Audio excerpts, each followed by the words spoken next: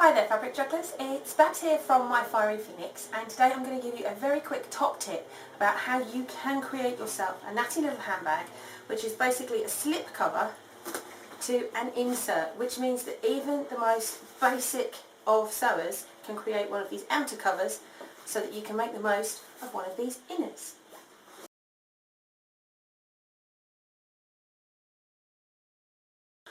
I get many requests from different levels of stitchers asking for different ways to construct bags, and I think one of the things that I see people being afraid of most is a zip.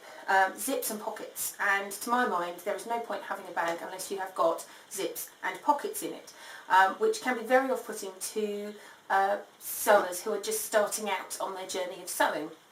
And so this is why I love this particular tip, which is to let somebody else do all the hard work with the inners that you can buy. And there's all sorts of brands out there. This one comes from a company called Insjö. I'm sure I'm destroying their name. It's insjo.com. I'll pop a link below if you want to actually have a look at what the inside of the bag itself is.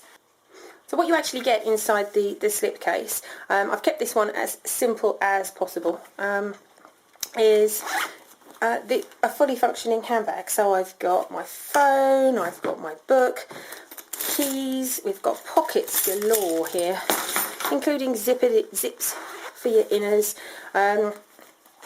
It takes my purse, it takes my knitting, and there are keychain attachments and pockets and elasticated pockets everywhere. And again, on the outside I've got my notebook and pencil, my design book that I always have with me everywhere I go.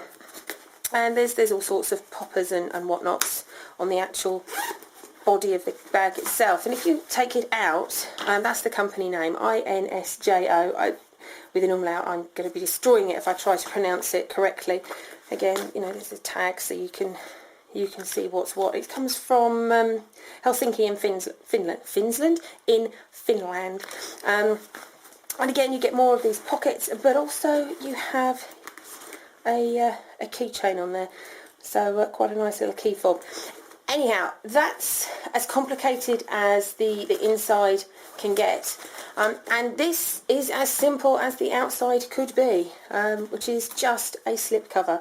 I've boxed the corners. I haven't even done anything fancy with the seams because we're not interested in looking at those seams, but you can obviously increase the complexity of this outer as you feel that your skills are progressing, as you learn to sew new techniques. You can have flaps, you can have an outer zip, you can have ties, you can have a plique, you could have pockets on the outside, you can adorn it with all sorts of different bits and bobs, but basically that's up to you as your skill set grows, as you feel more comfortable, until you reach a point where you feel quite comfortable to actually sew something as complex as this inner for your own projects.